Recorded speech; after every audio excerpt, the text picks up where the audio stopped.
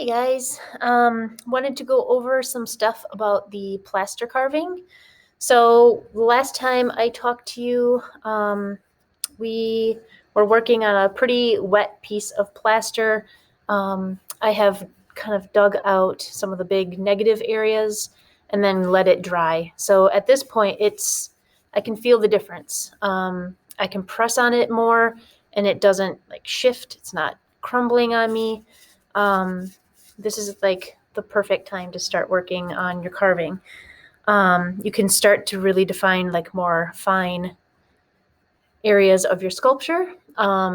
Getting thinner pieces, of course, be really cautious working thin at this point because it is still pretty wet. The harder it gets, the more you can refine those pieces. So just keep that in mind. Keep those really delicate areas for kind of toward the end of your piece, but you might want to start cutting them out just so that you have that to work with. So what I wanted to show you now is things that you can use to carve. One thing I included in your supply kit is this little piece of screen. Some of yours might look a little bit different, but it really just looks like window screen. I believe this one's like nylon. This is really a great tool for kind of smoothing out edges, especially as it gets more dry. It almost works like sandpaper. So you can kind of like, you can see the bottom of that container that I used is left an imprint. So if I wanted to like smooth that edge out and really disguise that, I could take a piece of screen and it will slowly and kind of gently remove that edge and smooth it out. It's really great too for like if I didn't want this kind of sharp carved edge, but I'm afraid to go at it with one of these other tools because I'm afraid this might be too aggressive.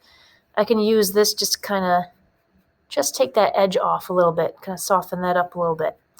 So the screen, experiment with that, especially when it gets drier. It'll leave a nice smooth finish, kind of polish it off. So yeah, keep this in mind. This is a really good tool. Some of you also got this for the plasticine project. This is called a rib, typically used in ceramics. This is also good for like kind of cleaning up a surface. It does dig in more. It removes more at a time. So this is more if you're just taking out big chunks of area. Experiment with it, see how it is.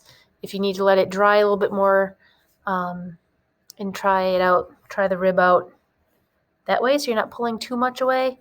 You have to be able to kind of gauge that yourself, kind of understand where you're going with it from looking at your sketches, and working toward those ideas.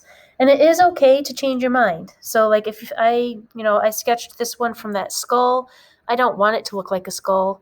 It has already changed from my sketches. By working the sculpture itself, I've decided to kind of work the backside a little bit differently than I had sketched out originally. And that's okay. That's kind of the fun of this sculpture project is you have the freedom to kind of take it in any direction that you want to. So again, thinking about negative spaces, even like shallow cuts, that changes how the sculpture looks in the light. Thinking about light and dark, contrast, how it looks from all sides. Of course, these are not even close to being finished, but just remember to stand back every once in a while, take a look at it, change your plan if you feel the need to.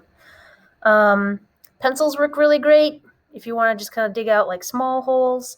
I also included the bamboo skewer, which this one doesn't have the tip anymore, but that's great for like really fine details if you're looking to do something like that, maybe texture.